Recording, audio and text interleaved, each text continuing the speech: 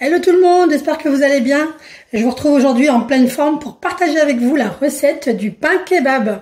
Donc pour cette recette, on aura besoin de 600 g de farine, de 100 g de semoule extra fine, de 400 g d'eau, de 10 g de levure sèche, d'une cuillère à café de sucre, d'une cuillère à café de sel et de 2 cuillères à soupe d'huile d'olive. Allez, c'est parti pour la recette. Alors pour commencer, on va faire un petit levain avec la levure et l'eau. Alors si vous n'avez pas de robot Thermomix, comme d'habitude, je vous le dis à chaque fois, on met de l'eau tiède et on mélange avec la levure. On laisse poser quelques minutes, à peu près 5-10 minutes. Et voilà, et ensuite on peut mélanger les autres ingrédients. Donc pour ma part, donc je le mets dans le Thermomix, donc je vais faire chauffer l'eau avec la levure et le sucre. Voilà, donc si vous avez le Thermomix, on fait réchauffer. Donc 2 minutes à 37 degrés, vitesse cuillère.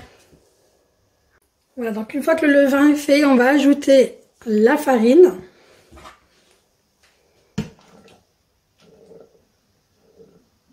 Puis on ajoute la semoule. Et pour finir, le sel. Et on va les pétrir pendant 3 minutes. Donc voilà la pâte qu'il faut obtenir, donc une pâte souple mais qui ne colle pas aux doigts.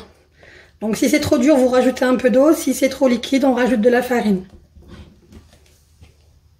Voilà, donc on transvase la pâte dans un saladier. On va recouvrir d'un torchon propre et on va laisser pousser pendant 45 minutes. Une fois que la pâte a bien gonflé, comme vous le voyez, on va la dégazer. Donc j'ai mis un peu d'huile sur mes mains pour éviter que ça colle. Voilà, donc hop, on dégaze. Et on transvase la pâte sur votre plan de travail. Donc j'ai divisé ma pâte en pâtons de 140 g chacun. Et je forme des boules. Voilà, en faisant bien attention de bien souder mes pâtons. Voilà. Et avoir une forme bien lisse au-dessus.